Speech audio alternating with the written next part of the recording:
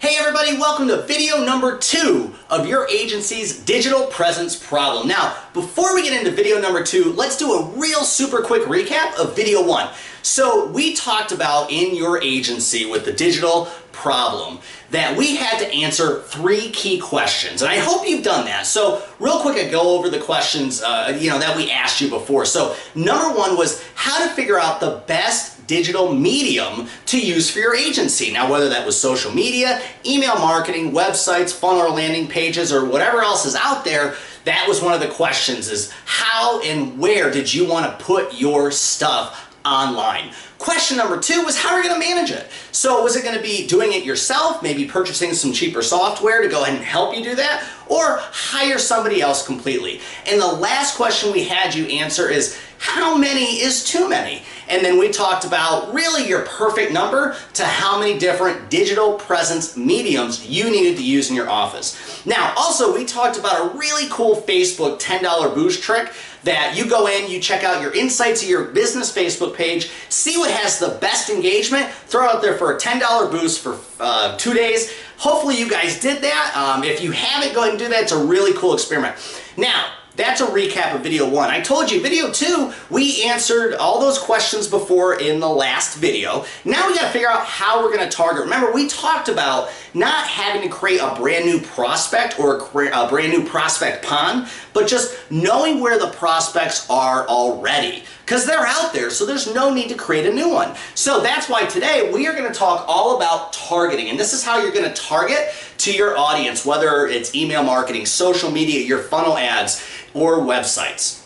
So I want to talk about 3 different ways to target, and this is super important because, and I'll explain it more in just a second, one of these everybody does, 99%. The other 2, less than 1% of insurance agents actually use, okay? So that's what I want to go through in targeting today. So first and foremost, these are all graphics, right? And what I mean by that, let's take the very first one. The one that 99% of you already do, that's demographics. Okay, now your demographics, we look at our little bullseye chart here, your demographics is kind of the outer layer. Okay, and demographics is, we all pretty much know, it's going to be your age, your gender, sometimes you're going to count income in there, zip code, geographic location, that type of stuff. That's demographics. We all know that. We all know how to use that. Problem is, 99% of agents stop right there when they're targeting.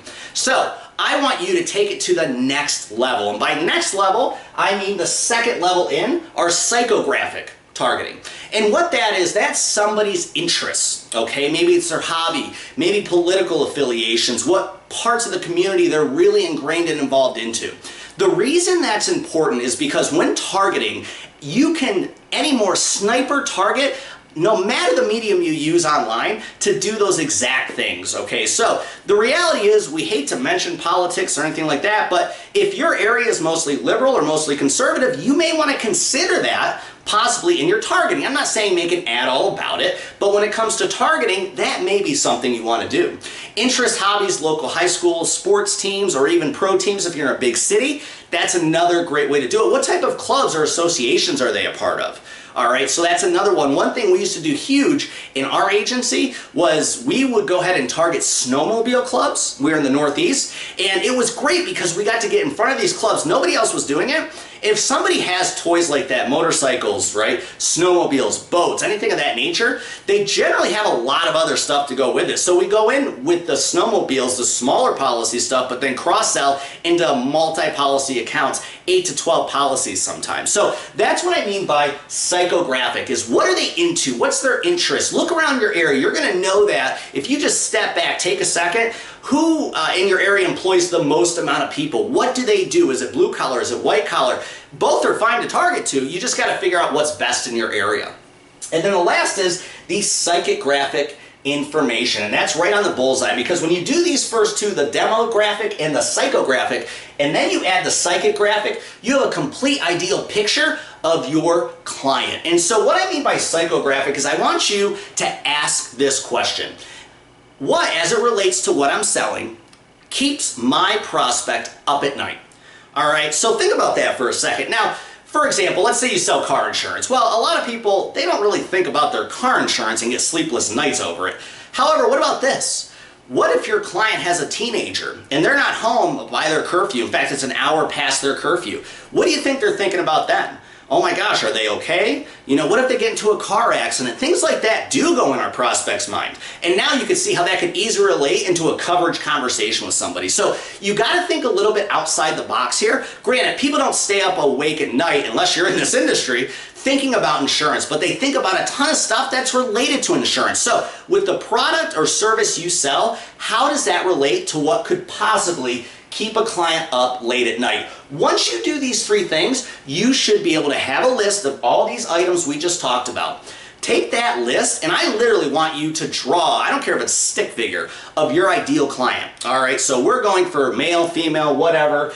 They're white collar workers, they make X amount of money, they own a house, have 2 cars, and they have teenage drivers. That's who we're gonna target. The more specific you get in with your target demographic with these tips, the better your ads are not only going to produce and get leads that are ready to buy, but on top of that, it's going to save you a ton of money, because when it comes to budgeting online, it gets super expensive. All right, we talked about that a little bit in video 1. I talked about how that $10 trick might help soften that, but the narrower you can get your target down, the less money you're going to waste. All right, so if you don't have a great target, let's say on Facebook, for instance, if you don't have a great target, it's not narrowed down, you could spend $100 and get 1 or 2 leads, because you're going to a ton of people that really aren't specific to you. One of my mentors that I followed for a long time, I've even had CDs out with me and him on it, is Dan Kennedy. And one thing he says is, if your business is for everybody, it's not really for anybody. Right? Think about that for a second. You want your business, your product, your service to be for somebody, not just everybody. And that's what's going to help you when you do these 3 things, creating that list, getting that target client out there, and be able to understand exactly, sniper targeting, who we're going after. The other tip I want to give you is, if you have staff, make them aware of this. All right, one mistake I made years ago when I first started doing this was I knew who my ideal client was, but I didn't tell the staff or let them in on it because I was in charge of marketing.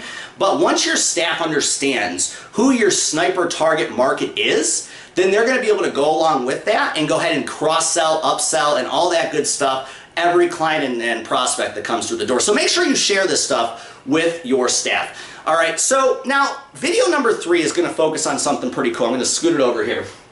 How, once we get these leads in, right? Once we target, once we figure out all the social media, online, funnel, webs, whatever you decide to do off video 1, we combine it with the targeting here in this video. How are we going to turn those cold prospects into hot leads? Now, obviously, there's a ton of way to follow up with people. So you could do phone calls, which I always recommend. All right, you could do follow-up emails, which is obviously part of email marketing, which is huge. Direct mail is a huge thing. But what we got to figure out is, now we got the process we're going to use to get the leads. We know who we're going to target. So now leads are coming in, right? So what do we do next? If you don't have an exact follow-up process that is flawless, then you're just going to be scrambling and just throwing spaghetti at the walls. All right, so in video number 3, we're going to talk about how we're going to take cold prospects and turn them into hot leads. Not only that, I'm going to give you something for free on video number 3. I'm going to give you email templates that you're going to be able to shoot out and follow up to any leads you get off online. I'm also going to give you scripts for your phone calls, right? So you and your staff, you can call 30 seconds, you start a conversation with somebody, you take them from cold to warm in that 30 seconds. I'm going to give you that for free as well. And the full, flawless follow-up process, no matter how you want to follow up, whether it's email, direct mail, phone call, makes no difference. This process I'm going to give you in video number 3, it's going to be available, all these available for download on 3, is going to really take you through that entire step-by-step process. All right, so guys, homework now before video number 3, which you're going to see in just about 3 days now, is to figure out these 3 things with your target market. The demographic, the psychographic, and the psychic graphic. Write that stuff down, put it on a list, get a picture of your ideal client. Remember, literally draw a stick figure and say, this is Jane, our ideal client, here's her attributes. All right, that's what I want you to do. Do that. Video number 3, we're going to talk all about taking the leads from a cold prospect to a warm, hot lead. Going to give you email templates, scripts, and the full follow-up process 100% free if you join us on video number 3. Everybody, I thank you so much for your time. I appreciate it. Make it a great rest of your day. This is Joe Davis with IMM, and I will talk to you later. Bye.